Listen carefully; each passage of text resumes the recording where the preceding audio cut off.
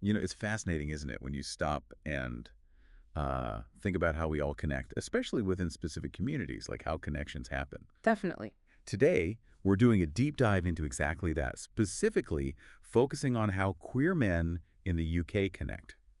We got some really interesting material here looking at the interplay between digital stuff like Grindr and, well, the very physical spaces of gay saunas. That's right. And what we're really trying to get at here for you listening is how these two, seemingly quite different environments actually mesh together, how they work in contemporary queer life. Yeah. It's often not just like one or the other, it's more about the dynamic between them. Exactly. Mm. So our mission, if you like, in this deep dive is to unpack that synergy.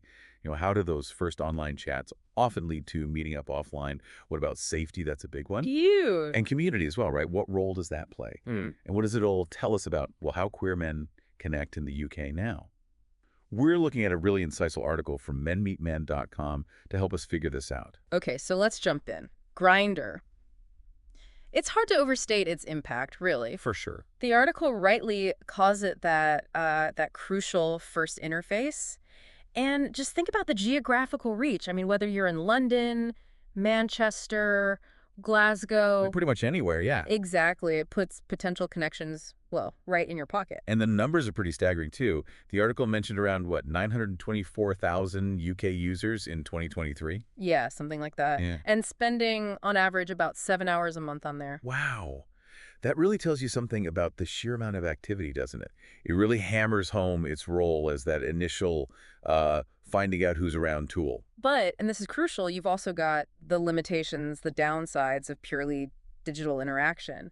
The article brings up some really important points for listeners to think about. Like what specifically? Well, things like fake profiles, obviously. The person might not look like their picture, or Or their intentions might not be what they say.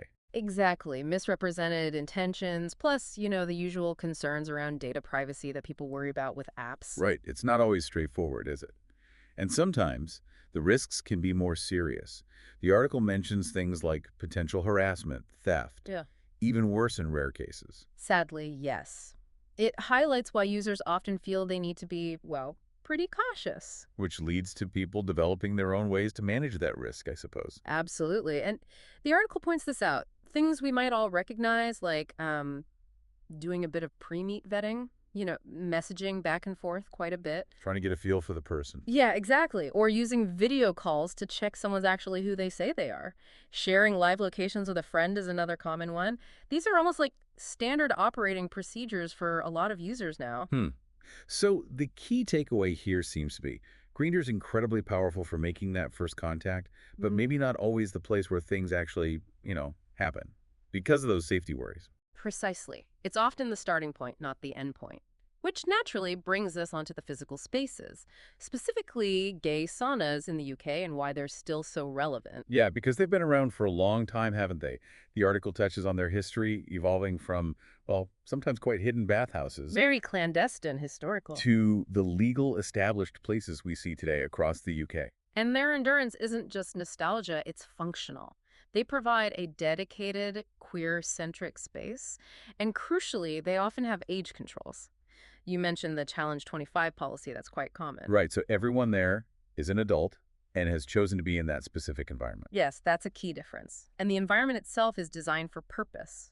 Towels for a degree of anonymity, secure lockers, often dim lighting, maybe a slightly labyrinthine layout. It all creates a certain atmosphere of discretion. The article mentions some well-known examples listeners might know. Pleasure Drum in London, for instance, and importantly, Steam Complex in Leeds. Which has been a fixture there since 2007, showing real staying power. All right, a long time. And of course, the established scene in Manchester, too. It shows these aren't niche places. They're quite central in many cities. And the design facilitates things. You have private cabins available, dark rooms, communal areas. It kind of removes the ambiguity about why people are there. There's a shared understanding. Which kind of leads to a key finding. These UK saunas are legal, age-controlled spaces designed for queer, social, and sexual encounters. They offer discretion and a built-in safety infrastructure. And that infrastructure is really worth highlighting. Free condoms and lube are pretty much standard everywhere. That comes directly from decades of community-led sexual health work, A really important legacy. Definitely. And some places go further, maybe offering STI testing on site or info about pre-EP. That health-conscious element is significant. Plus, you often have security staff, CCTV in communal areas, another layer of oversight. So you've got Grindr, the digital world, and the saunas, the physical world.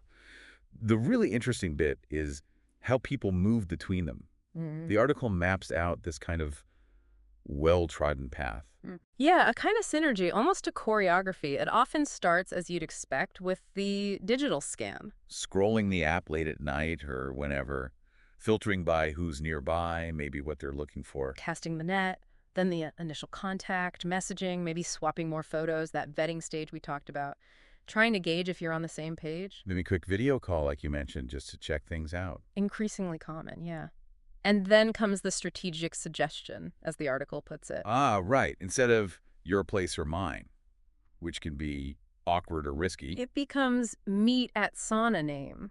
Like, Yeah. meet at steam complex. It's neutral ground, purpose-built. It cuts through a lot of potential issues. That makes sense. And then people usually arrive separately. Often, yes, separate arrivals. Yeah. You pay your own way in, stow your stuff. It avoids that potentially awkward journey together or meeting right outside someone's home. Then once inside, it's the physical scan.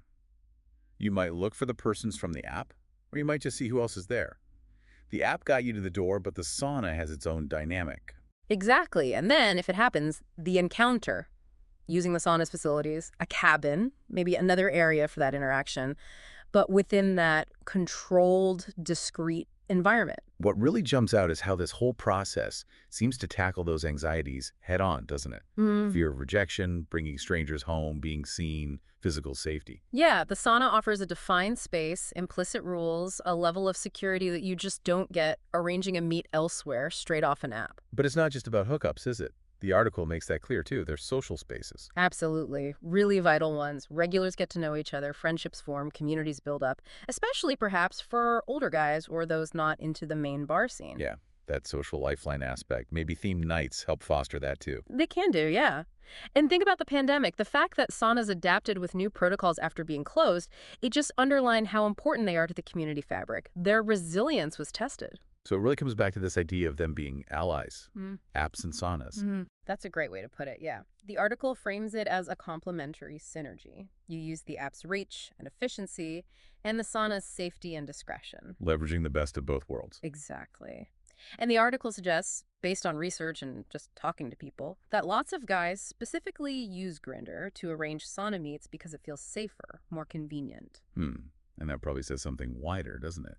About ongoing concerns around visibility, judgment, maybe safety in public for queer men in the UK. I think it likely does reflect those broader societal factors, yeah. These spaces offer a degree of control, a buffer zone that might be harder to find elsewhere. So wrapping this deep dive up, the main takeaway seems pretty clear. This Grindr sauna route is a really pragmatic, well-understood strategy for a lot of queer men in the UK seeking connection. Yeah, it's a smart blend of digital efficiency and physical security, using spaces designed for purpose. Absolutely. It's a really interesting snapshot of how one community navigates connection today, which leaves us with a final thought, perhaps, for everyone listening. Well, just how do our ways of connecting digital, physical, the blends between them, how do they reflect and maybe even shape our wider social world and our personal needs for safety, for community? The synergy is one example. What other adaptations like this are happening out there? In other parts of life, what does it tell us about how we're all learning to connect now